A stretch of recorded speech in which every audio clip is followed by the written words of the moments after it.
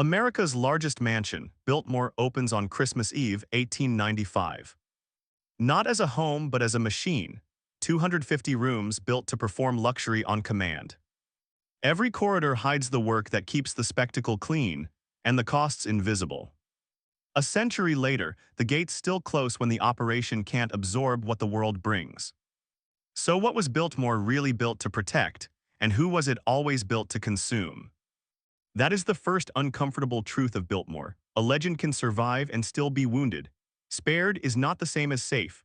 When a place of this scale stops welcoming visitors, it does not stop consuming. It still has air to move, water to manage, stone to dry, metal to inspect. Silence is not rest. Silence is another kind of expense. Biltmore Estate sits at 1 Biltmore Plaza in Asheville, North Carolina, a private world run publicly, family-owned through the Biltmore Company, yet exposed every day to weather, time, and the mathematics of upkeep. From the outside, it sells a single idea: permanence. A shade-like silhouette, Indiana limestone, a slate roof laid tile by tile, copper flashing, holding the edges against water and wind. The facade tells you it was built to outlast people. But the estate is not an idea, it is a working machine. The machine begins before you even reach the house. A 3-mile approach road separates the property from ordinary traffic, stretching the distance between the outside world and what the Vanderbilt name wanted to control. A road like that is not just romance, it is security, staging, and logistics. Every delivery, every repair, every staff shift, every emergency response has to travel that length. Distance is part of the design, and distance always has a cost. The house itself, 4 floors, nearly 179,000 square feet of floor space, 250 rooms, does not behave like a home. It behaves like a small institution that happens to be ornate. A visitor sees spectacle: carved stone, towers, symmetry, light falling across polished surfaces. But behind that spectacle is a schedule: heat, power, water, fire separation, service, circulation. If those systems fail, the beauty becomes a liability almost immediately. That is why the basement matters as much as the grand rooms upstairs. Biltmore was built with a service hub below the showpiece, because the showpiece cannot stand on its own. Forced air heating does not happen by mood. It happens by equipment that needs fuel, oversight, and routine maintenance. Electricity on this property began as direct current, practical, modern for its time, and demanding in its own way. An Otis elevator adds a new kind of convenience, but also a new category of failure. Mechanical refrigeration promises comfort, but introduces compressors, seals, and the quiet threat of breakdown. And then there is fire. 6 brick fire walls built into the structure, a concession to risk in a place where textiles, woodwork, and human error would otherwise turn grandeur into a chimney. So the first question is not, how beautiful is it? The first question is, what does it take to keep it from falling apart today and every day? The brochure world rarely lingers there. It prefers the banquet hall because the banquet hall flatters the imagination: 42 by 72 feet, rising to about 70 feet high, volume turned into prestige. A room like that feels like victory, but rooms like that are also burdens. Air is weight when you must condition it. Height is drama when you look up, and cost when you must heat it. Scale is a promise to the guest and a demand to the steward. And stewardship is where the story becomes less comfortable. Biltmore was conceived in the late 19th century as a retreat and a statement. George Washington Vanderbilt II, youngest son of a railroad heir, building an estate meant to be both a mountain escape and a self-supporting world of managed land. The property once reached roughly 125,000 acres before the long era of selling and dividing began. Today, the estate is around 8,000 acres. Those numbers are not just history. They are evidence of pressure.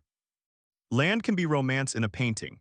In real life, land is payroll, fencing, roads, taxes, and the relentless drift of costs that do not care about legacy. So here is the second question. When the bills began to tighten, what was sacrificed first: beauty, land, or people? Some sacrifices are recorded cleanly. George Vanderbilt dies in 1914, and the estate enters a new phase under Edith Vanderbilt, then their daughter Cornelia, then later descendants who inherit not only grandeur but obligation. Over time, large portions of land are sold, including tens of thousands of acres, to the United States government that become Pisgah National Forest. Later, Biltmore Village is sold. The estate is divided again in the modern era, separating core holdings from farm operations. These are not scandalous acts. They are survival acts. They are the visible moves made when the hidden invoice becomes too heavy. But other sacrifices are quieter and harder to chart. Consider the staff architecture. Biltmore contains servant stairs and concealed passageways, routes designed so labor can move without being seen. There were 66 servant bedrooms counted between the main house and the stable complex. That detail is easy to treat as trivia. It is. It is the blueprint of a social order. The house is arranged to preserve the illusion of effortless luxury by routing effort away from view. A corridor becomes a moral decision made in stone, comfort for some, invisibility for others. Now a third question: who benefited most from that invisibility and who paid for it with their bodies and their time? At peak scale, the operation was vast, hundreds of employees counted in the 1890s with domestic staff numbering in the dozens. Those figures sound like dominance until you imagine the routine: fires to tend, ash to remove, floors to scrub, textiles to protect from smoke, moisture, insects, long distances to walk inside a single building, call bells and alarms as a management system. A place like this does not simply run. It is run by people and by rules. If you want to understand Biltmore, do not start with the skyline. Start with the ledger and the mechanical rooms. Start with the fact that the estate closed after Helene even though the main house was reported intact. Because that closure admits something the mythology tries to hide: the legend is fragile in ways the architecture cannot conceal. A destroyed office on the grounds is not a footnote. It is a reminder that the estate depends on modern administration as much as historic stone. Reservations, group sales, scheduling, revenue, paperwork becomes preservation. And that leads to a fourth question, one that never sits comfortably. Is Biltmore being preserved as history or being operated as a business that wears history like a suit? You can answer part of that by looking at the pivots: opening to the public during the Depression as an aid measure, shifting toward a museum identity, adding a winery, building an inn, creating a village. Those moves are not cynical by default. They are what survival looks like when a private palace becomes too expensive to remain private. But survival has a price. To keep the house alive, the house must be used. And use creates wear. Wear demands restoration. Restoration demands money. Money demands volume. Volume changes the meaning of the place. So here is the dilemma stated plainly. To protect Biltmore, you may have to consume it. Comment quietly and honestly. If you were the steward, would you sell the land or would you risk losing the house itself? By the time Biltmore reopens after a storm, visitors return to a scene designed to feel timeless. But the staff returns to something else: inspections, drying, sealing, repair schedules, and the question that lives beneath every grand staircase: how many more crises can the machine absorb before the story changes permanently? Because behind the limestone and slate, behind the chateau silhouette, there is always another room most people do not enter. And in that room, the estate keeps its real history, not in portraits but in figures. And one line in that ledger does not match the legend. In 1914, a single decision cut a vast private kingdom down to size. 87,000 acres were sold to the United States government, land that would become Pisgah National Forest. Not because the owners suddenly embraced simplicity. Because the estate's scale had turned into a trap. And once land becomes a liability, the story stops being romance and becomes accounting. That sale is the clue people miss when they arrive at the gate. It tells you the legend was never stable. It was assembled, piece by piece, on ground that was chosen for beauty, yes, but also for control. And when the control became too expensive, the land was the first thing to bleed. So we go back before the house, before the tour, before the polished narrative, to the reason this place exists at all. George Washington Vanderbilt II did not begin with a blueprint. He began with a feeling. In the 1880s, he visited the Asheville area and kept returning, drawn by the mountain air and the sense of distance from the northeast corridors where his family name already meant something heavy. This was not just a vacation preference. It was a strategy. The hills offered privacy that money alone could not purchase in a city. The landscape offered a stage large enough to make a private world feel natural. But nature here was not untouched. Contemporary descriptions of the land he acquired often emphasize poor condition, worked, worn, and in need of repair. That detail matters because it reveals the first operational reality of Biltmore. The estate was conceived not as a manicured park dropped onto perfect ground, but as a management problem. If you buy damaged land at scale, you do not simply own scenery. You inherit erosion, access issues, drainage problems, fences, boundaries, and the long, slow cost of making a place behave. Here is the first uncomfortable question. Was this a retreat, or was it an attempt to engineer an entire environment? The answer is partly visible in how the property sits in the region. The estate is bisected by the French Broad River. It also brushes the Swannanoa River to the north. Rivers give a property life, but they also create obligations: crossings, flood risk, silt, bank stability, and the hard truth that water ignores ownership. A river can be a boundary or a breach. It can be a resource or an emergency. Either way, it forces you to build around it. And then there is access. The estate developed an internal road system measured not in a few drives, but in many miles, paved routes for reliable movement, gravel stretches for utility and reach. That kind of private network is not a decorative feature. It is infrastructure, and infrastructure is a promise you must keep every season. Grading after storms, repairing ruts, controlling runoff, clearing fallen trees, managing sightlines, keeping gates and lodge points functional. A road on private land does not disappear into the state budget. It stays on your ledger. So the land wasn't merely large, it behaved like a small jurisdiction. Which leads to the second question: why choose a site that would require so much internal governance? Because governance is part of what the estate was built to provide quietly. Vanderbilt was not buying a single view, he was buying separation. The property's geography, stitched between rivers and mountain corridors, could be shaped into a controlled approach, controlled entrances, controlled sightlines. The estate could decide what a visitor saw first, what they did not see at all, and how long it took to reach the house. That is not aesthetic alone, that is design as power. Now the common story says the land was gathered in parcels, hundreds of them stitched together until the map became a private realm. That stitching is a form of patience most people never experience. Negotiations, titles, boundaries that don't align, neighbors who refuse, neighbors who sell, land that looks like one thing on paper and behaves like another under rain. Buying land in bulk is not just a purchase. It is the slow creation of a border. And borders do something to people, even when no one says it aloud. You cannot build a private world without changing the public one around it. Roads redirect, work shifts. Local economies reorganize around a single dominant employer and a single dominant name. The dossier does not give us a clean list of who lost what in those transactions, and we should not pretend it does. But we can state the consequence without inventing the details. When one family consolidates a landscape, everyone else must live beside the consolidation. The estate becomes a neighbor that cannot be ignored. This is where the facade begins, long before limestone, long before carved stone, long before a roofline makes a skyline. The facade is the idea that this was simply built. In reality, it was accumulated. It was assembled like an empire assembles itself, through time, through contracts, through boundaries, through a geography that made isolation feel inevitable. And then came the point of no returns. At some stage, a seasonal retreat stops being a habit and becomes a commitment. In 1889, Vanderbilt commissioned architect Richard Morris Hunt. That date matters because it marks the moment the land stopped being a possibility and became a project. A commission like that doesn't just buy drawings. It triggers everything that follows: labor schedules, material decisions, service planning, and the future burden of maintaining whatever you choose to build.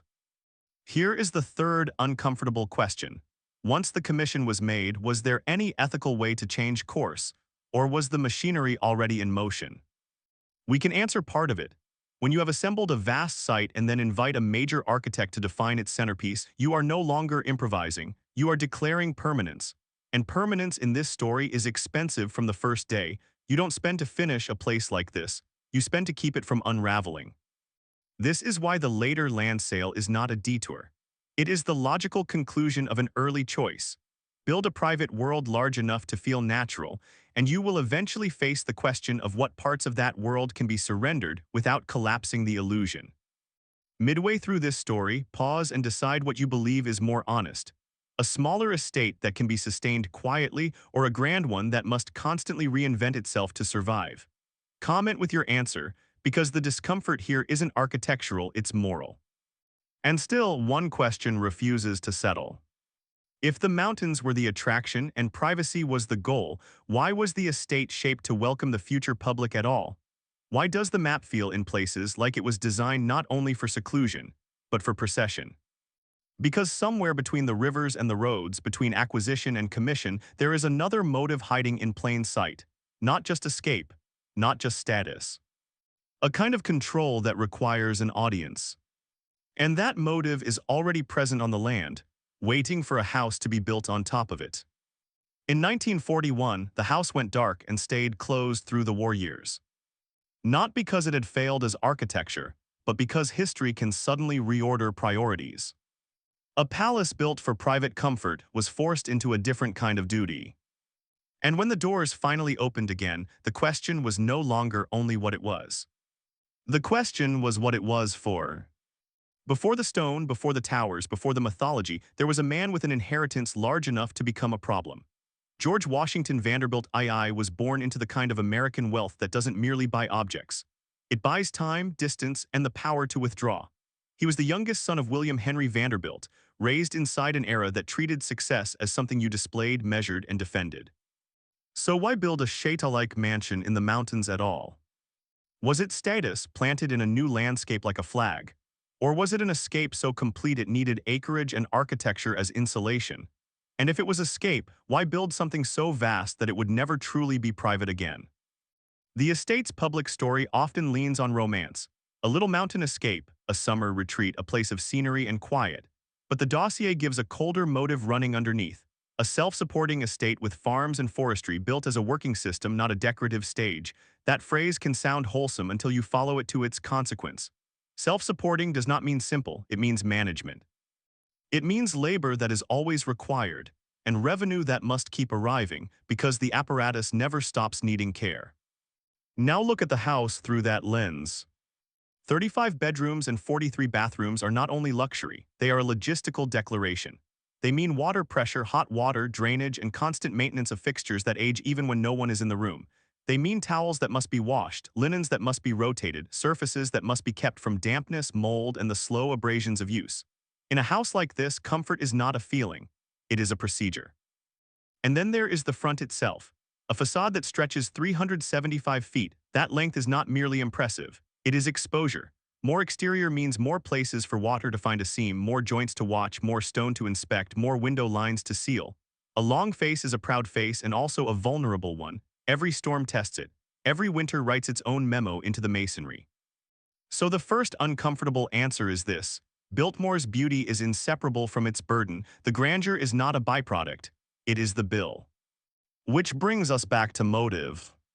If Vanderbilt wanted only a private retreat, he could have built smaller and still lived like a king.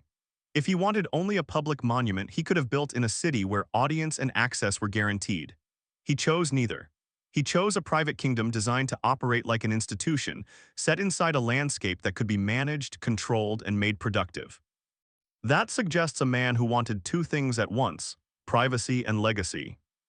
But privacy and legacy are often enemies. The more you build to last beyond you, the more you invite the world you claim you're avoiding. So we have to ask, who was the audience he was truly building for? The obvious audience is society. The Gilded Age treated architecture like a language. A chateau-like style spoke of European lineage, of taste, of the ability to import culture itself. It is not an accident that the estate's design cues point outward, borrowing the authority of old forms to legitimize new money. That is how wealth tells a story about itself without saying a word. Yet there is another audience hidden inside the plan, the owner himself. A place this large creates a feeling no ordinary home can provide. It makes its builder feel smaller and therefore safer. In rooms that dwarf a person, the world outside shrinks into irrelevance. In long corridors, the future feels organized. In stone, time begins to look like something you can negotiate. And that is the second uncomfortable answer. Sometimes grandeur is not celebration. Sometimes it is insulation. But insulation requires staff, whether or not the owner admits it. Consider the grand staircase, 107 steps. Visitors read it as drama, staff read it as distance. Every step is time and time is cost. Moving bodies up and down a staircase like that is not an occasional exercise. It becomes daily mileage inside a building that is already too large to forget. And while guests glide through the visible route, the operation depends on other routes, service, circulation, deliveries, cleaning, maintenance, so the illusion stays intact. This is where motive becomes architecture. You do not build at this scale and then add service logic later. You embed it. You build luxury as procedure. You build separation into the plan so the spectacle can stay clean and the labor can stay quiet. And here is the question that refuses to go away. If the estate was meant to be self-supporting, who carried the risk when it was? The dossier tells us what the estate tried to be: a managed world, productive land, a legacy display. But it also hints at what the estate demanded: control, constant operation, a workforce that could turn complexity into comfort without being seen. That demand is not neutral, it changes people's lives. A decision to build a place like Biltmore does not only shape a skyline, it shapes a local economy around one employer. It shapes the daily rhythms of workers whose names rarely make it into the narrative. It shapes families who live by the rule of a property that never truly sleeps. We don't have the full payroll story here and we will not invent it. But we can state the human consequence that is always true in systems like this. When luxury becomes a procedure, someone must perform it. And when the procedure is scaled up to palace size, that someone becomes many someones, each with a body that tires, a life that is scheduled, and a future tied to the steadiness of one family's choices. Comment calmly, what feels more disturbing to you, the money spent to build an illusion or the human time required to keep it alive? Now there is a tempting explanation people reach for, that Vanderbilt built this simply because he could. That kind of answer is comfortable because it requires no ethics. It turns motive into a shrug. But the estate's own logic argues against a shrug. A retreat does not need such a long public-facing front. A private home does not need so many sleeping rooms. A simple vacation house does not require a choreography of spaces and procedures that make invisibility functional. This was not casual. It was deliberate. It was a design with consequences, and consequences are not accidents. So we return to the harshest question of all. If this was a mountain escape, why does so much of it feel engineered for display? Because somewhere early in the story, a line was crossed. A decision was made that turned comfort into a monument, and the decision was not only about taste or trend. It was about identity, about what the Vanderbilt name would mean when the owner was no longer there to explain it. That desire is understandable. It is also dangerous. Because once a house is built to carry your legacy, it starts demanding sacrifices on your behalf. And the most revealing sacrifice is not the land that would later be sold, and not the rooms that would later be open to strangers. It is the first hidden route drawn into the plan. Not to serve the guests, to serve the illusion. The danger wasn't a thief or a scandal, it was temperature. Deep below the showrooms, boilers built to hold roughly 20,000 gallons made a single promise: heat would keep moving. If that promise failed in winter, the damage wouldn't be dramatic at first. It would be silent: pipes tightening, wood contracting, plaster hairline cracking, textiles absorbing damp. A palace doesn't collapse all at once. It unravels by inches, and the invoice arrives as restoration. That is the real power of design at Biltmore. It doesn't just create beauty, it creates obligations. People talk about style as if it's a costume, French chateaux transplanted into American mountains, towers and stonework that signal taste. But style here was never only appearance. It was a command: build as if the place must endure scrutiny, weather, and time for longer than its owner will live. Once you choose that command, every line you draw becomes a consequence you must carry. So ask the first uncomfortable question plainly. Why choose a European chateau language for a private retreat in Appalachia? The visible answer is cultural authority. Old forms lend gravity to new money. They say this is not merely wealth, it is lineage. But the practical answer is more severe. A chateau-like massing allows deep walls, layered roofs, and complex vertical volumes that can hide what must be hidden: chimneys, ventilation routes, service circulation, storage, and the ugly necessities that keep comfort functioning. Grandeur is convenient that way, it provides cover. The second question is harder. When design is used to hide operations, what else does it hide? Begin with the path visitors take. The approach is curated, the arrival framed, but inside the building is divided into worlds. One world is built for being seen, the other is built for work. That separation isn't accidental, it is authored. A service staircase is not just a shortcut, it is a philosophy in wood and stone. Labor should move efficiently but quietly, it should be everywhere but almost never visible. This is where architectural history becomes moral history. The house contains concealed passageways and staff routes that let the visible world remain serene. A guest sees a room at its most finished moment: fire tended, surfaces clean, air tempered. The guest rarely sees the minutes before that moment: ash carried away, brass polished, linens replaced, temperatures adjusted, deliveries brought through routes that keep noise out of the show corridors. Design doesn't merely enable this, design demands it. The building is written like a script, and the staff are required to perform it. Now ask the third question: did the owner build a home or a choreography? You can answer part of it by looking at what the interiors were asked to contain. Walnut paneling is warm, but it is also sensitive to humidity and sunlight. A marble and bronze fountain isn't just decoration, it introduces water as a permanent presence inside a controlled environment, beautiful and risky. Guastavino tile vaults don't just look refined, They solve problems, durable surfaces, fire resistance, a kind of engineered permanence that compensates for the fragility of textiles and wood. Flemish tapestries spanning centuries of European craft bring status, yet they also import vulnerability. Cloth remembers smoke, cloth remembers damp, cloth remembers a leaking pipe. So design choices become operating procedures. Once you hang irreplaceable textiles and build rooms around them, you are no longer maintaining a house. You are curating a climate. And climate control is not a single machine. It is an ecosystem of machines and human attention. Air must move, heat must be even, moisture must be watched, doors must be managed, drafts must be controlled. Curtains and coverings become tools, not just decor. A storm outside becomes a schedule inside. This is why the estate's beauty is inseparable from its hidden architecture. The unseen corridors exist because the seen rooms are too delicate to be treated like ordinary space. Here is a hard physical example of design turning into burden. The tapestry gallery stretches to about 90 feet. That length reads as leisure, an elegant walk, a place to drift. Operationally, it is a long surface area to protect, clean, and stabilize. Long rooms amplify drafts. Long rooms gather dust in corners the eye doesn't notice. Long rooms make small maintenance problems travel.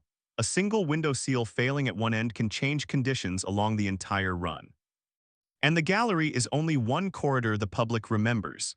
The others, the ones that keep the place alive, are the corridors the public rarely learns to name. Outside the main house, even the supporting buildings reveal the same logic. The stable complex is not modest. The horse barn alone is measured in the many thousands of square feet. That's not just equestrian romance. It's staff space, storage, tools, hay, tack, repairs, another machine attached to the main machine, and machines multiply. Each auxiliary structure adds roofs, drains, locks, seasonal tasks, and the slow decay that begins the moment building stops. Which leads to the fourth question. When a house expands into an estate, where does home end and infrastructure begin? The answer is it doesn't, not here. The estate's internal road system was built like a private municipality. Miles of paved routes and more miles of gravel threading through a landscape that must remain both beautiful and functional. Roads aren't just ways to arrive, they are how you feed the machine. They carry coal or fuel deliveries in the early eras, they carry supplies, they carry maintenance crews, they carry the human flow that makes the house look effortless.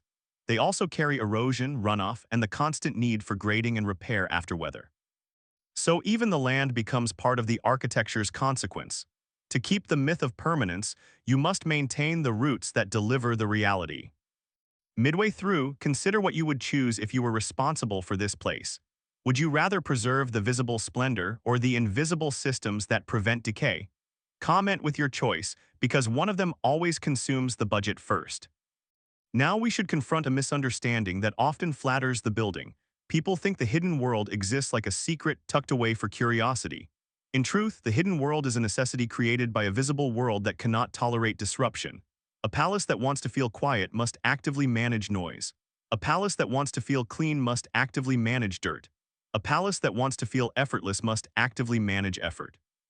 That doesn't happen by wish, it happens by layout. The service routes are drawn to keep carts out of sight, to move goods without crossing the guest experience, to allow staff to appear when needed and vanish immediately after. Certain wings provide privacy not because privacy is pleasant, but because privacy is control. Certain passageways exist not because it is mysterious, but because it is efficient. Certain doors are placed where they can be closed quickly to isolate a problem before it spreads. Which is why the most honest way to read this architecture is to read it like a factory disguised as a castle.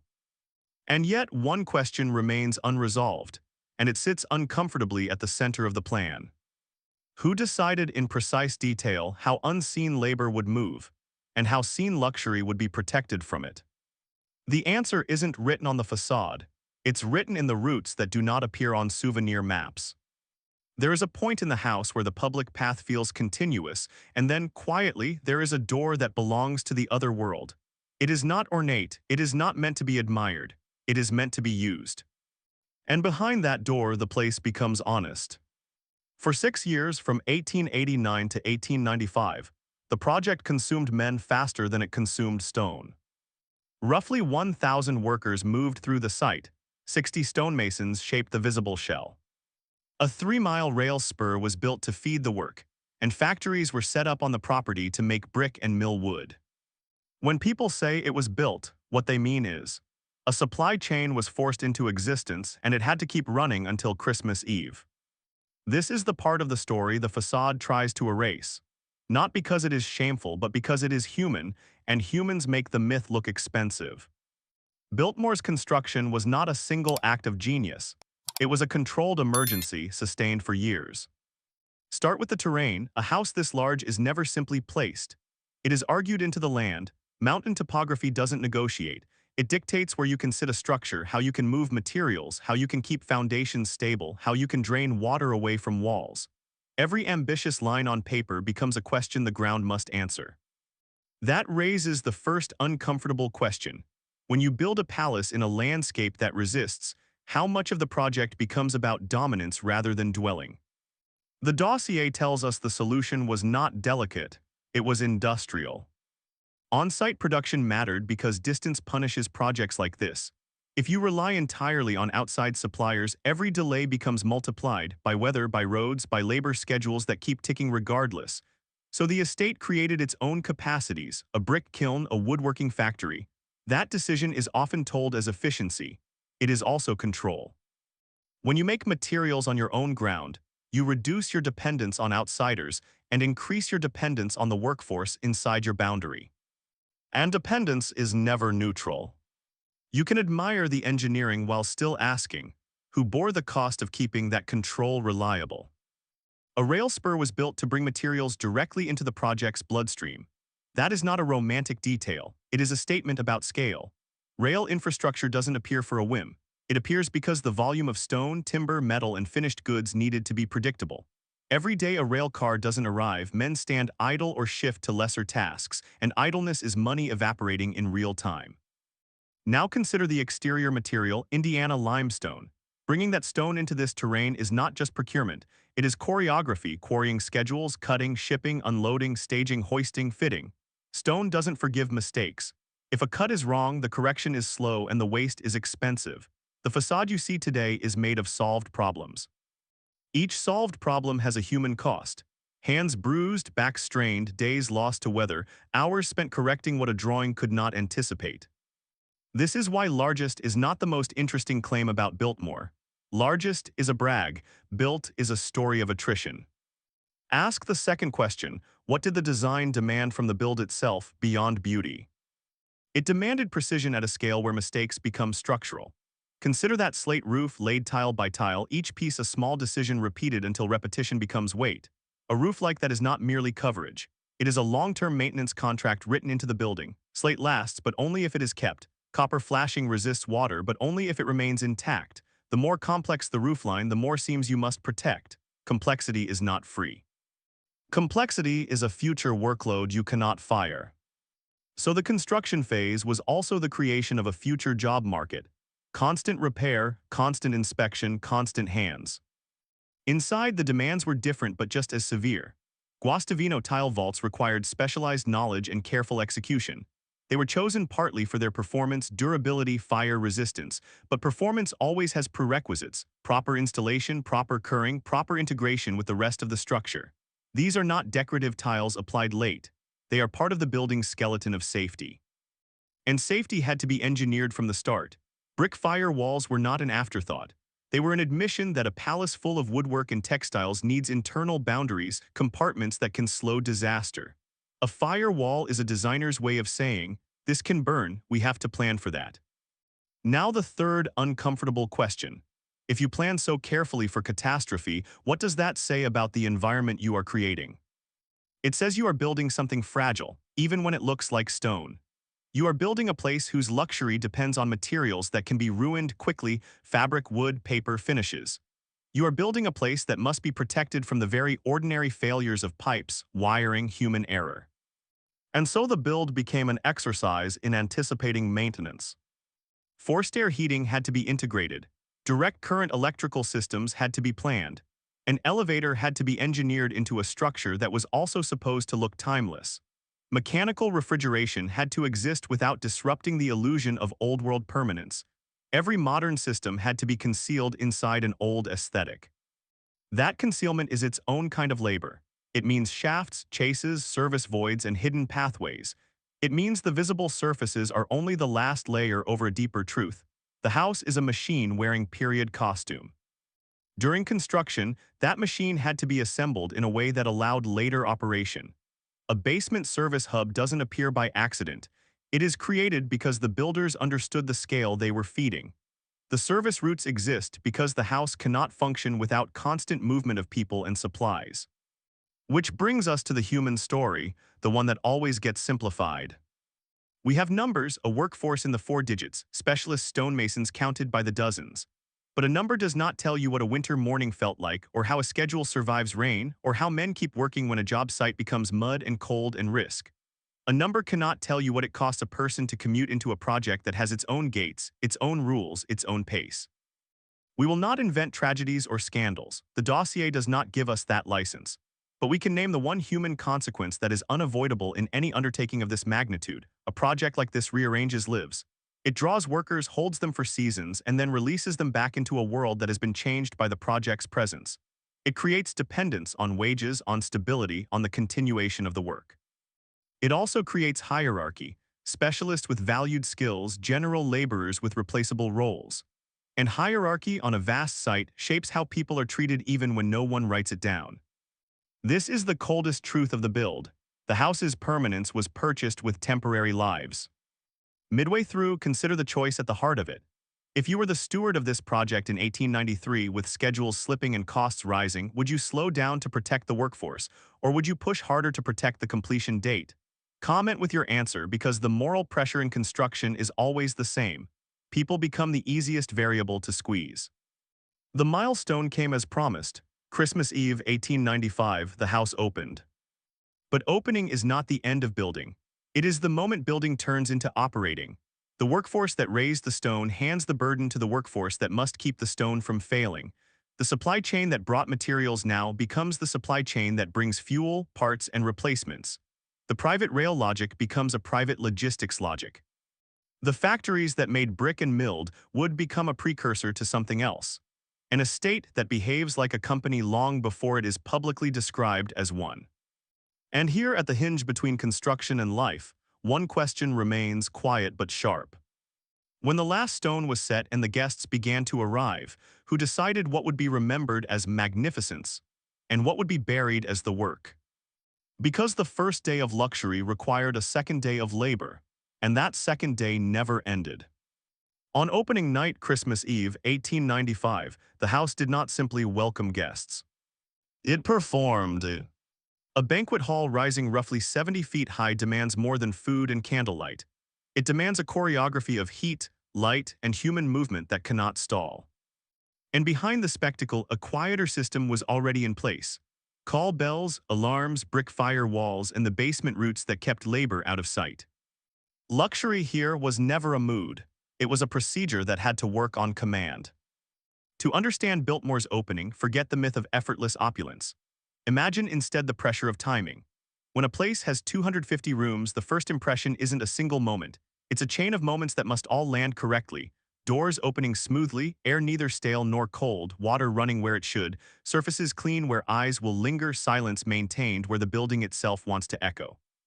So the first uncomfortable question is simple. What does it take, minute to make a palace feel calm?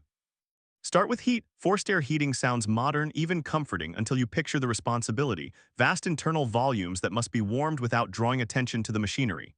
Heat has to arrive before guests notice its absence. It has to be stable enough that woodwork doesn't complain and textiles don't suffer. It has to be managed across floors and zones. And it has to be maintained while people are inside the building, because guests do not pause their evening for mechanical trouble. Then there is power. Direct current electricity gave the house a kind of quiet brilliance that many contemporary homes could not match.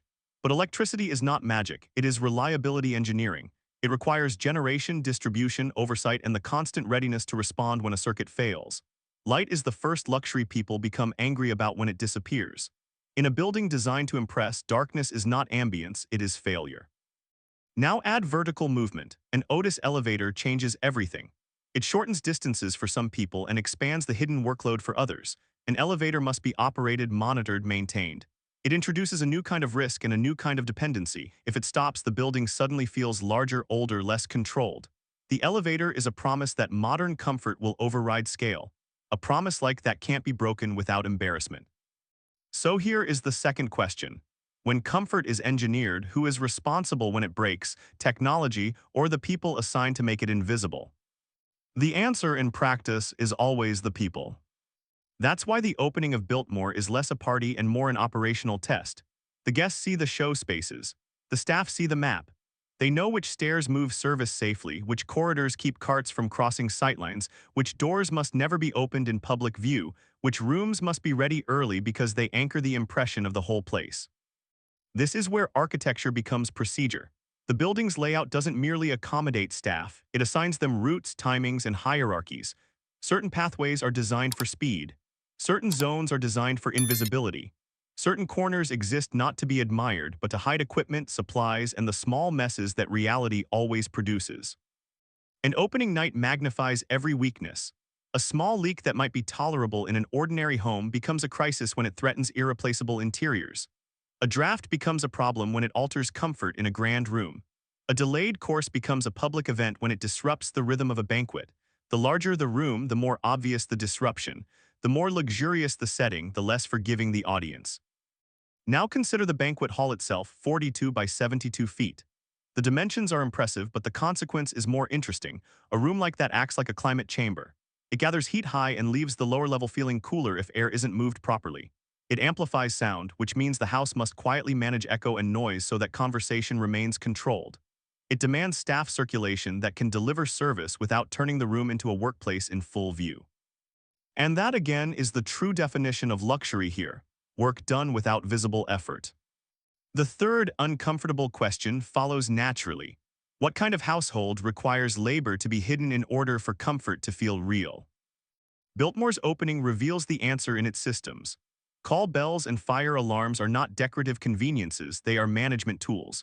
They allow the house to summon labor without a raised voice, to coordinate responses without obvious disruption. They turn human beings into a responsive network. A bell is a signal is a command, and a command repeated night after night becomes a way of life. This is where the human story tightens. We know Biltmore operated with substantial staffing in its peak era. But beyond totals, what matters on opening night is the nature of the work, constant movement through back routes, constant readiness to correct a small imperfection before it becomes visible, constant pressure to keep the public world serene. In a smaller home, a mistake can be shrugged off. In a palace, mistakes become evidence that the palace is only a machine. So the staff's job is not merely to serve guests, it is to protect the myth. And myths have a habit of consuming the people who maintain them.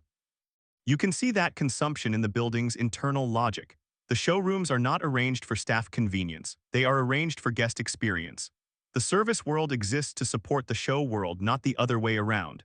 This arrangement teaches everyone inside the house what matters most: the visible life of the owners and guests, and the invisible labor that makes that visible life possible. Now the opening is also when the estate's larger identity is revealed. This was never only a house. It was a managed system intended to be self-supporting: land, production, operations, hierarchy. The opening night of the mansion is the public face of a private economy. The guests may not see the larger apparatus, but it is already there. Supply routes that must keep arriving, storage that must stay stocked, maintenance cycles that cannot pause. So the fourth question, was Biltmore ever truly a retreat, or was it always a business in the making? The dossier suggests both at once: an escape that demanded productivity, a legacy display that required a working estate to justify its existence. That duality is the pressure cooker at the heart of the story. A retreat wants serenity. A working machine wants efficiency. Serenity and efficiency do not naturally coexist. They must be forced to coexist day after day by people. Midway through, decide where your sympathy lands.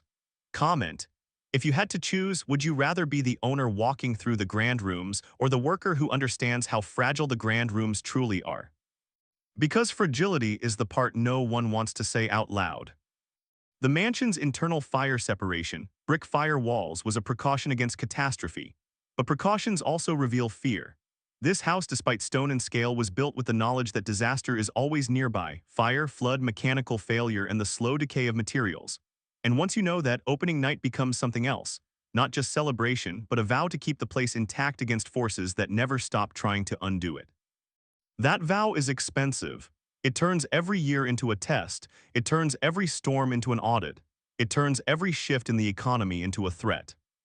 And that brings us to the unresolved truth that opening night cannot hide. If luxury here is procedure, then survival here is also procedure. A place this large does not survive on admiration. It survives on the discipline of operations, on the hidden roots, the maintenance habits, the quiet willingness to spend money on problems before the public notices. Which means the real story isn't what happened in the banquet hall on Christmas Eve. The real story is what began the next morning. When the guests were gone, the rooms were cooling, and the staff returned to the hidden corridors to reset the palace for the next performance. Because once you build a legend, you don't live in it. You run it. In 1930, the estate did something the original vision never required. It opened itself to strangers. Not as a gesture of generosity, but as a response to pressure. The Great Depression didn't need to break the stone to change the place. It only needed to tighten the world outside the gates, until the ledger inside became unbearable. And once the public is invited in for survival, privacy is no longer a principle. It becomes a price. Peak era is usually told as glamour. The grand rooms lit, the grounds ordered, the owners secure in a world that seems built to obey them. But peak at Biltmore is more accurately described as a period when the hidden invoice was still small enough to ignore, or at least small enough to postpone. The first uncomfortable question of peak is this: what does success cost when it is measured in permanence rather than comfort? The answer sits in the scale of the house and the scale of the operation surrounding it. At its height as a private residence, the estate functioned like a small employer ecosystem. The house demanded constant attention, the land demanded management, the reputation demanded control. The story says opulence. The reality says overhead. By the early 20th century, this overhead collided with events that no architecture can negotiate. In 1914, George Vanderbilt died at 51. His death is often treated as a family tragedy, which it was, but it was also an operational break. A place like Biltmore doesn't just lose a person when the owner dies. It loses a decision-maker, a budget philosophy, a will that holds the whole system together. When Edith Vanderbilt inherited stewardship, the estate faced a new environment, one where taxes and economic change were no longer abstract threats. Large holdings became targets for revenue needs beyond the estate's control. The house could not argue with the era, it could only adapt. So the second uncomfortable question: when the world changes, how do you keep a private kingdom from becoming a public burden? One answer was land. Large portions were sold, including the major transfer of acreage to the United States government that later became Pisgah National Forest. That sale is sometimes narrated as visionary conservation, and it can be read that way. But it is also a survival move. When a property grows so large that it cannot be carried through a new tax climate and a new economy, land becomes the asset you can liquidate without immediately demolishing the central symbol. The house remains, the border shrinks, the myth survives barely. Yet the hidden invoice does not shrink in proportion. A smaller estate does not magically make a 250-room house cheaper to operate. It only reduces the buffers that land can provide: income possibilities, flexibility, the sense of limitless resources. The house stays hungry, and hunger over time turns beautiful things into decisions. Now, peak era also produced the kind of cultural glow that feels like safety. Famous visitors prestige the status of being called the largest private home in the country, but prestige is deceptive. It can distract a family from the most important reality: grandeur increases exposure. The more famous the house becomes, the more it is pulled toward public fascination. And public fascination has a way of becoming public expectation. That leads to the third uncomfortable question: did fame help the estate survive, or did it trap the estate in a role it could no longer afford? You can see the trap tightening as the decades move. In 1921, Biltmore Village was sold. This wasn't just a real estate transaction. It was a sign that the estate's ecosystem was being dismantled piece by piece to keep the core intact. Each sale is a compromise. You trade control for liquidity. You trade future options for present survival. And once you begin that process, it rarely stops cleanly. By 1930, under the weight of the Depression, the estate opened to the public. That moment is usually framed as a pivot, practical, even admirable. But the pivot carries a moral cost. The house that was built to be a private world becomes an exhibition. Rooms designed for family life become pathways. The staff structure changes. The meaning of stewardship changes. Preservation begins to compete with revenue generation, and revenue generation begins to shape what parts of the past are displayed and what parts are softened. And here is the fourth uncomfortable question. When a private legacy becomes a public attraction, who controls the truth it tells? Opening to visitors creates a new operational reality. Volume. More feet, more wear, more climate disruptions from doors opening and closing, more stress on surfaces and finishes. More staff training, more scheduling, more maintenance. The place becomes less like a home and more like an institution with operating hours, except it is still sitting on the same burdens built into the original design. So the estate must learn a new kind of discipline, not only running a palace but running the public's access to a palace. That requires systems. It requires administration. It requires a narrative that can be repeated safely day after day without scaring away the very revenue that now helps keep the roof intact. This is where the facade evolves. Originally, the facade was physical stone towers, a chateau silhouette. Now the facade becomes interpretive, what you emphasize, what you omit, what you frame as romance rather than cost. But the cost keeps rising anyway. The house's technology, once advanced, becomes another form of burden as it ages. Systems that were impressive become systems that must be maintained beyond their intended lifespan. Updates must be made carefully because modernization can threaten historical integrity, and historical integrity is now part of the product. In a museum house, you cannot simply replace everything. You have to preserve while you operate. You have to operate while you preserve. That is an expensive contradiction. Midway through, choose your discomfort and say it plainly in the comments. Would you rather the estate had stayed private and risked decay, or open to the public and risked becoming performance? Because that is the trade that defines this era. By the time World War II arrives, the estate closes again from 1941 to 1945. It is a different kind of closure than the one caused by storms. It is closure under the shadow of history. The house becomes a storage place for national treasures, works from the National Gallery of Art, an extraordinary reversal, a private mansion used as a protective vault for public culture. On the surface, that sounds like honor. Underneath, it's another sign of transformation. The estate is no longer simply serving the family's identity, it is serving the era's needs, and that changes a place at a deep level. Once the house can be repurposed, even temporarily, it proves it is not sacred, it is usable. And what is usable can be negotiated. When the war ends, the estate returns to public life with a different posture. It is not just a remarkable house. It is a property that has learned to adapt under pressure. Selling land, selling villages, opening doors, closing doors, reshaping identity while trying to keep the central symbol intact.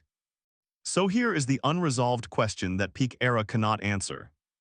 When the estate began opening itself for survival, what did it promise the public? And what did it quietly promise itself? Because those promises conflict. If you promise the public a timeless experience, you must keep spending to make time stand still. If you promise yourself survival, you must keep changing, sometimes in ways that alter what timeless even means. And somewhere in that conflict, a new kind of invoice appears, one that isn't measured only in money. It's measured in truth. In 1956, the house stopped being a family residence. Not because the stone failed, but because living inside the myth became financially and operationally irrational. When a place like this can no longer be lived in, it does not become quiet. It becomes curated. And curation is a different kind of captivity. Downfall at Biltmore isn't a single collapse. It is a long tightening, an era where the estate learns that grandeur is not a shield against modern economics. The most dangerous threat is rarely fire or theft. It is the slow arithmetic of upkeep meeting a world that no longer grants private empires special patience. So the first uncomfortable question is the one people avoid because it sounds too ordinary. What exactly makes a palace unaffordable? Start with scale that doesn't show in photographs. The estate's internal roads, miles of paved routes and many more miles of gravel were built to move supplies, people, and repairs across a private landscape. Every mile is maintenance. Every storm rearranges your schedule. Every fallen tree becomes a delayed delivery. Every washed-out shoulder becomes a liability. A public road is repaired by the public purse. A private road is repaired by whoever wants the gates to keep opening. Now add the satellite buildings that never make the postcard. A large stable complex, a carriage facility, staff quarters distributed beyond the main house. The horse barn alone is measured in 5 figures of square footage, large enough to feel like an institution, not an accessory. These structures don't age politely. Roofs leak. Hinges fail, foundations settle, wood warps, stone cracks. The estate doesn't just preserve a mansion, it preserves a small built world attached to it. And inside the main house, even living space is a clue. Only a portion of the total footprint is truly designed as comfortable living area. The rest is circulation, service, storage, and the architecture of impression. That sounds like luxury until you see the consequence. You spend money maintaining space that doesn't even function like ordinary rooms. You heat air that exists mainly to create awe. You clean corridors that exist mainly to keep other corridors hidden. So the second question follows naturally. When so much of a building is built for effect, who pays for the effect when the era of effortless wealth ends? Historically, pressure arrives from multiple directions at once. Death changes stewardship. Tax policy changes what large holdings mean. Economic downturns change what is possible. Over time, the estate's earlier strategies, land management, productivity, controlled seclusion, meet a harsher reality. A private family can't always carry a private empire, no matter how carefully it was designed to look permanent. This is where the facade becomes dangerous. Because the public sees the stone and assumes stability, but the stewards see the vulnerabilities: slate that must be monitored, copper edges that must be checked, systems that must be serviced, collections that require controlled conditions. The most expensive work is the work that prevents visible damage. If you do it right, no one notices. If you postpone it, everyone eventually notices, often too late. So the third question: what kind of stewardship demands spending money on things you are not allowed to show? That question matters because it explains why museum is not a romantic label. It is a survival structure.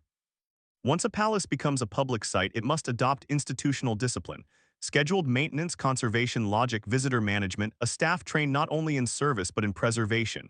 A lived-in house can tolerate a certain level of scuff, improvisation, change. A museum house cannot. In a museum house, every scratch becomes a record. Every fluctuation in humidity becomes a risk. Every crowd becomes wear. You don't merely operate the building, you defend it from the very use that funds its defense. And then comes the human consequence that is easy to overlook. When the place stops being lived in, the labor changes, and the relationship between people and rooms becomes colder. A family residence carries mess in private. A public institution carries mess as a reputational threat. That difference shapes staff life. It reshapes priorities. It determines what work is rewarded and what work is rushed. It can make a place more stable but also more relentless because the calendar, not the family, now dictates the rhythm. The house must be ready on schedule, whether or not the weather cooperates, whether or not a repair would be smarter done slowly, whether or not the building is tired. So ask the fourth question, the one that cuts through nostalgia. Did opening to the public save the place, or did it simply trade one form of risk for another? We can answer part of it without romance. In the decades after the early private era, Biltmore's identity shifts from private retreat to public destination, from family home to curated museum, from seclusion to controlled access. Those pivots are not aesthetic choices, they are responses to pressure. They are what happens when the hidden invoice outruns private capacity. But pressure never arrives only on paper. It arrives in weather too, because a building like this is never finished with the climate that surrounds it. The estate sits in a region where storms write their own terms. Water is patient, wind is opportunistic. If the grounds flood or the drainage fails, the problem doesn't stay outside, it migrates, it finds seams. It changes what can be opened, what must be closed, what must be dried and inspected before the public returns. That is why modern disruptions, closures, damage to operational buildings matter so much. They expose the real dependency. The house isn't preserved by admiration. It is preserved by an administrative organism that can respond quickly, spend quickly, and prioritize quietly. Midway through, here is the dilemma that defines the downfall era. Comment with your choice. If you had to protect this place, would you cut access to reduce wear or increase access to pay the bills? Because either choice carries a moral cost. Cut access and you reduce revenue, you risk deferred maintenance, you gamble that the building will endure quietly while the ledger tightens. Increase access and you fund repairs, but you turn the house into a product, subject to expectations, volume, and the slow erosion that comes from being walked through, photographed, breathed in, and heated and cooled according to a public schedule. This is the trap. A palace built to feel timeless can be kept alive only by becoming timely, by adapting to modern tourism, modern hospitality, modern branding, modern operations. The more it adapts, the more it risks changing what exactly is being preserved. And still, one question remains unresolved, because it lives in documents, not in rooms. When the estate stopped being a residence, who truly gained control of its future, the family or the business structure that had to be built around it? You can sense the answer in the way later decades reshaped the property: operational expansions, new visitor villages, hospitality ventures, divisions of land into different management realities. These moves can keep the core intact, but they also redefine the estate's purpose. The house becomes the center of a wider enterprise. Preservation becomes linked to profitability. The myth becomes a revenue engine. And revenue engines have a habit of demanding growth. Somewhere in the administrative records of this place, there is a moment when stewardship stops being family life and becomes corporate survival. The language changes. The priorities change. The house remains still stone, still grand, but the reasons it exists in daily practice become colder, sharper, more modern. The most unsettling part is that you can stand in the showrooms and never notice the transformation at all. Because the transformation happened where the public doesn't look. In ledgers, in management decisions, in signatures that turned a private legacy into an operating company. And one of those signatures, quietly, divides the estate in a way most visitors never understand. In 1979, the estate was divided. One branch kept the core, another took the farms. It wasn't a scandal. It was a survival surgery, clean on paper, permanent in consequence. Because when you split a living system, you don't just divide assets. You divide meanings. Reinvention is usually sold as optimism, restoration, renewal, new life, preserved beauty. At Biltmore, reinvention is also admission. It admits the old model could not carry the weight of what was built. It admits the house needed a new economic engine. And it admits that heritage is not a self-sustaining virtue. Heritage requires income. Income requires choices. So the first uncomfortable question: what exactly gets preserved when a place is reinvented to survive? The answer is never everything. The answer is always a negotiation between authenticity, access, and cash flow. By the late 20th century, Biltmore's identity as a private residence had already ended. The house had become a museum and the estate had become an enterprise. That enterprise had to do what all enterprises do: diversify, stabilize, and protect itself against the unpredictability of visitor demand, weather, and the constant expenses of maintenance. This is where the winery matters, not as lifestyle but as strategy. In 1985, a winery opened using a former dairy barn. On the surface, it's charming: agricultural reuse, a new attraction, a modern amenity anchored in old land. Underneath, it's a recognition that a museum house alone is exposed. Ticket revenue rises and falls, but a product, something people can purchase repeatedly, creates a different kind of financial rhythm. Wine isn't just an offering. It's a revenue stream designed to soften the spikes of seasonality and the shocks of downturns. Now the second question: when preservation is funded by commerce, how does commerce begin to shape the story the place tells? Because once you attach the house to a broader visitor economy, the property is no longer judged only as history. It is judged as experience. And experience has a bias. It prefers comfort, amenities, and a sense of reward. That bias can quietly reshape what gets emphasized. It can push the narrative toward romance and away from burden. It can turn the invisible labor that once sustained private luxury into an invisible labor that sustains public enjoyment. Reinvention creates a new kind of facade, not architectural but emotional. The estate must feel welcoming, not forbidding. It must feel premium, not heavy. It must feel timeless but also convenient. Each of those feelings requires operational decisions, and operational decisions always touch people. Consider the next major pivot: hospitality. In 2001, the Inn on Biltmore opened. A private mansion becoming a public museum is one transformation. A historic estate building a modern inn is another. It signals that the property is no longer only preserving the past, it is building new infrastructure to monetize the aura of the past. The inn is not merely lodging. It is a financial stabilizer, an anchor that keeps guests on property longer, converts day visits into multi-day spending, and creates an income base that doesn't depend entirely on the house's daily tour capacity. But hospitality is never neutral. It creates staffing needs, scheduling needs, service standards, training, payroll. It creates a modern workforce layered on top of an old one. It creates new service corridors, new back-of-house realities, new routines that must stay hidden so the guest feels calm. So the third uncomfortable question: does reinvention reduce the burden of the house, or does it simply spread the burden across more people and more buildings? The estate kept building. In 2010, Antler Hill Village opened.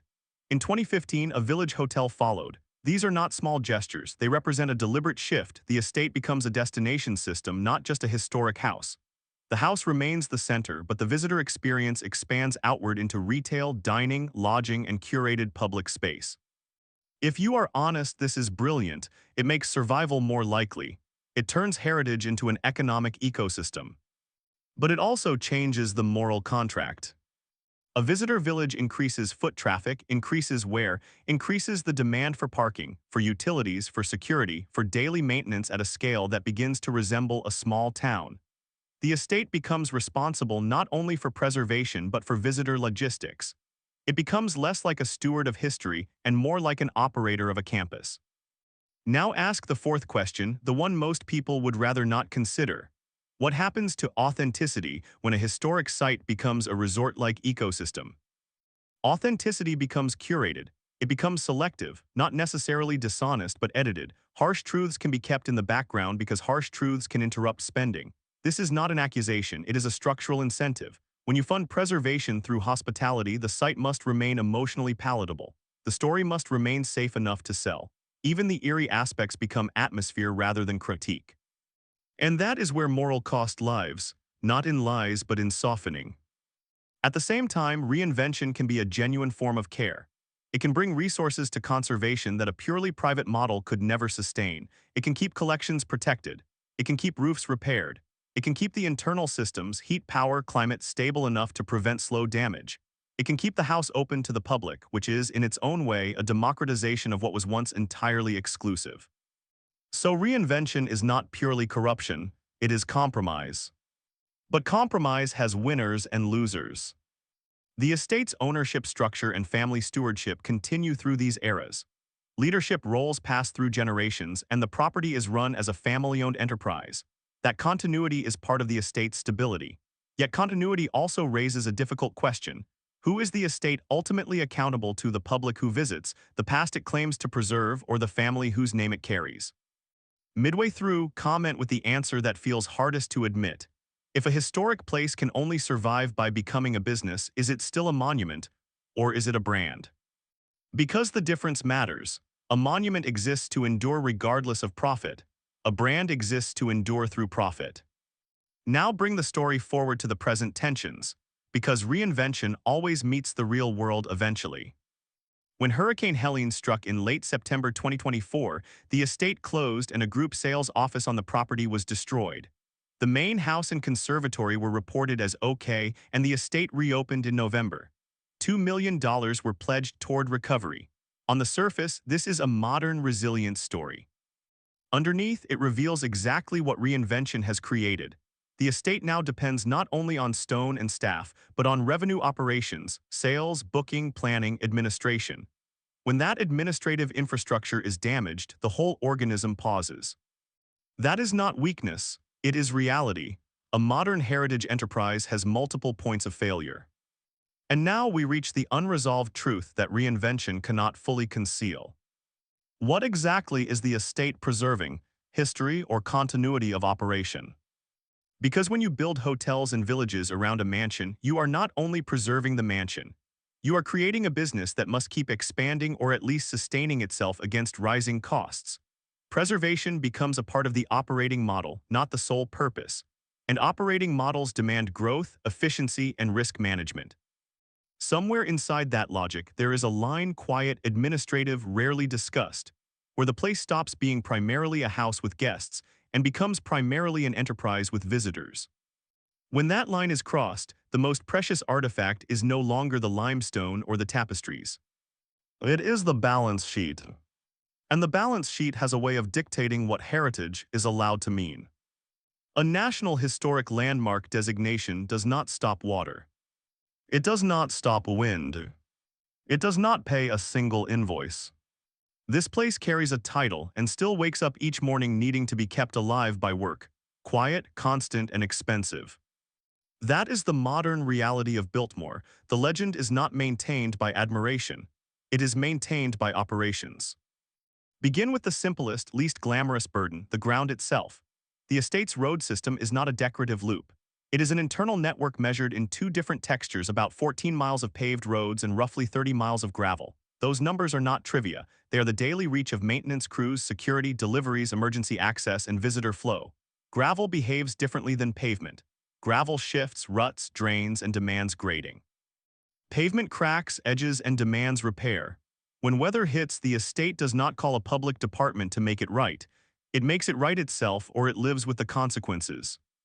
So the first uncomfortable question, what does family-owned really mean at this scale? It means responsibility without a government backstop.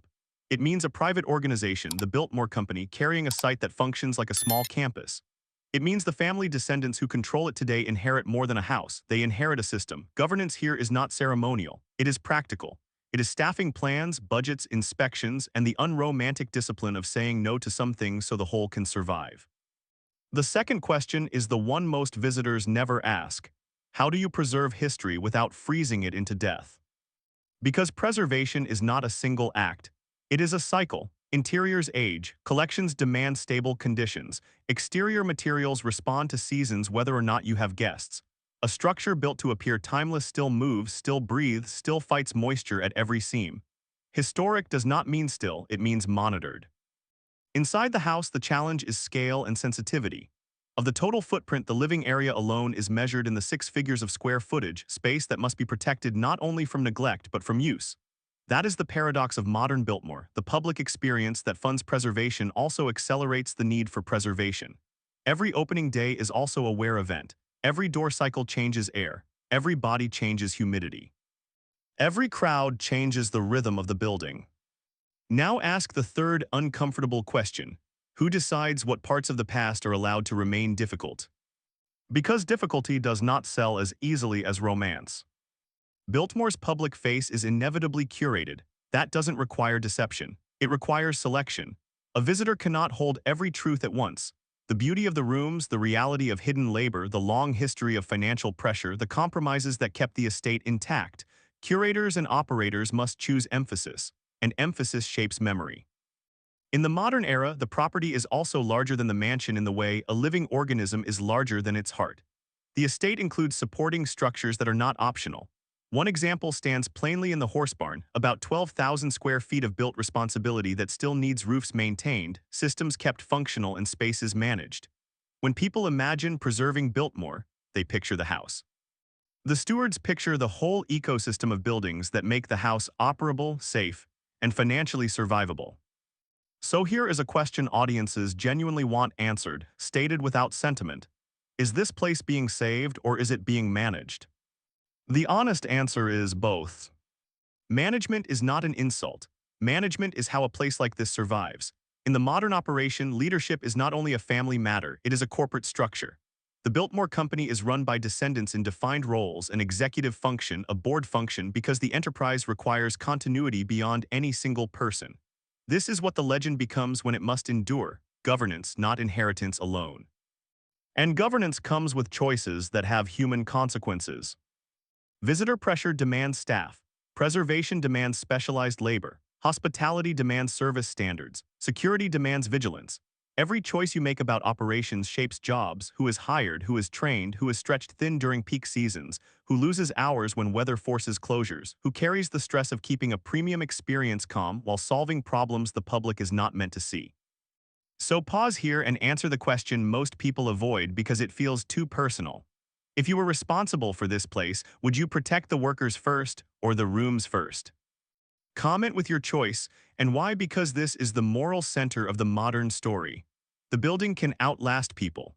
The people cannot outlast the building's demands if they are treated as replaceable. Now the final question, unresolved on purpose, because it is not a simple one and it is the question Biltmore will keep answering for as long as it stands. What is the real price of keeping a legend alive? Money, labor, or the slow rewriting of truth into something easier to sell? There is no clean ending here, there is only continuity. A place built as a private world became a public one. A house built to feel permanent became a system that must constantly respond to change. Every season tests the roads. Every year tests the budget. Every generation inherits not just stone but obligation. If you've watched this far, subscribe, not for spectacle, because this story isn't spectacle. It's a study in how power builds, how it survives, and what it quietly costs. Comment with the hardest truth you think this place represents. And tell me where you're watching from, because the places we inherit are never just local, they belong to the weather, the economy, and the era that surrounds them.